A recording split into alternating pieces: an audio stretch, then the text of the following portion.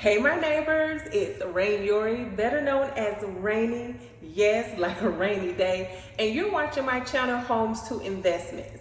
I am actually still at one of my open houses, but I wanted to go ahead and do this video and share with you what I have learned so far. I did write it down to make sure I stay on task, so if you see me looking down, that's what I'm doing. First thing first is when you are hosting an open house for another agent, make sure that they put the open house on the MLS systems to ensure that it will be broadcast out through those other third-party websites such as, Zillow, realtor.com, things like that. So make sure you are in touch with the listing agent to ensure that that information is put on there. Another thing when you're hosting an open house, I personally would say, especially after doing this now, to at least start advertising at least a good week in advance. That way, you can be on the top of things, have a list of all the different websites or the different platforms you want to list, have your different ways that you're going to get it out there. Write that down, and within that week's time, you'll be able to have more traffic coming through, be on the top of people's mind. I unfortunately only had like maybe 24 hours that I did it, but it was a Thanksgiving holiday and I did not stay on top of making sure that the listing agents provided me the information as well too. I did not hear back or get a confirmation from them until the last minute. I could have just said no, I wasn't gonna do it. However, I decided to go ahead and stick with it as well too. So far, make sure the listing agent puts it on the MLS. And then number two, give yourself at least a good week to make sure that you can advertise and market it on the various platforms. Another thing I would suggest is have you a small broom and dustpan as well as trash bags in your car. Again, if it is not your listing that you're doing an open house, I would either suggest to ride past the property beforehand, check it out, but otherwise have those small items in your car. I know at one of the properties, they had like some small little trash in front of the yard, but I had some trash bags, I was able to pick it up. So that was okay. However, I did notice that the yard in one of those, it was not a clean cut. And for me personally, the first thing that we notice when we pull up to anywhere, we recognize, we see the yard.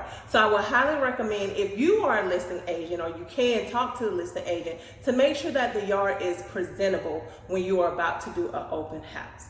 So another recommendation I would suggest is to make sure you have soap and paper towels. Especially right now with COVID, you can have sanitizer, that's also good as well too. But given that I am from healthcare, soap is definitely a good thing to have on hand. Then you'll have your soap, your paper towels, and you have your trash bags to dispose of those as well too.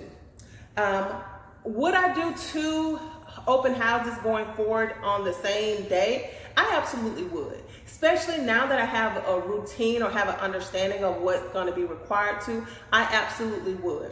Again, so I did one on Saturday from 10 a.m. to 12 p.m. Then I went to the other one from 2 p.m. to 4 p.m. And then now this is Sunday, I'm doing it from 12 p.m. to 2 p.m. and then from 4 p.m. to 6 p.m. Another tip, with your open house signs, make sure that, I would personally suggest, if you can, to use the dry eraser tape. Is like duct tape. I'll put a picture in here as well too. But put that on your open house signs. So if you make a mistake like I did, Lord, you all, I put street instead of avenue on a couple of them, so I had to go back and change those. It's not too bad. However, I would prefer to have the opportunity just to use my dry erase and and make it nicer, I should say. I did have a packet with the dry erase marker and the eraser, and I used the spray, but it just seemed like it made it a little bit more it wasn't as nice as I would have liked it. So I will show those to you as well too. I had a total of 4 of just the traditional open house signs where you can write everything in. And then I had 3 smaller directional signs for each property. I could have had a total of 8 of the big ones and then 6 of the smallest for one property. But again, I decided to do 2 on the same day. So I had to do 4 for one of the big signs and then the 3 for the directional. So, but do it whichever way you would like to do. I also suggest to drive around the location ahead of time so you can kind of get an idea of where you want to put your open house signs.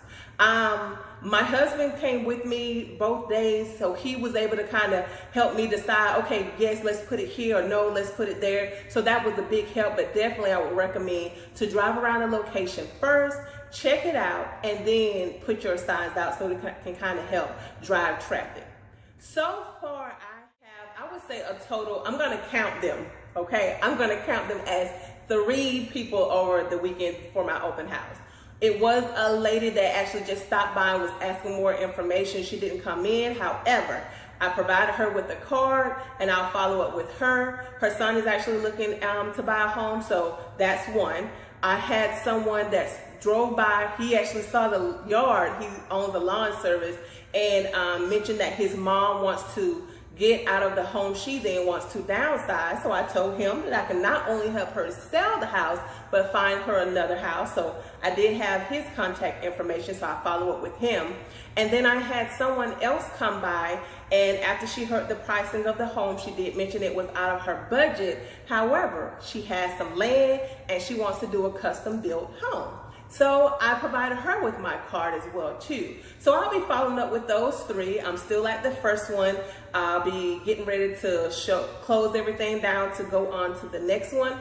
But again, those few tips I highly recommend just to kind of keep those little small things in your cart. Oh, also too, I forgot to mention this. Take you a small chair with you. Like this home, as you can kind of hear a little echo, it's a vacant home. It doesn't have any furniture or anything in it. So I have my little chair sitting up, had my little laptop out and whatnot. So have your little chair, that way you can kind of, sit down if you need to, do some work, have some things to do in the event that you have little to no traffic coming through. I've been kind of busy doing some other things as, trying to prepare and get my mind set up because I have open houses set up for next week as well too. But thank you for watching. If I can come up with anything else, I would definitely make sure that I share it with you.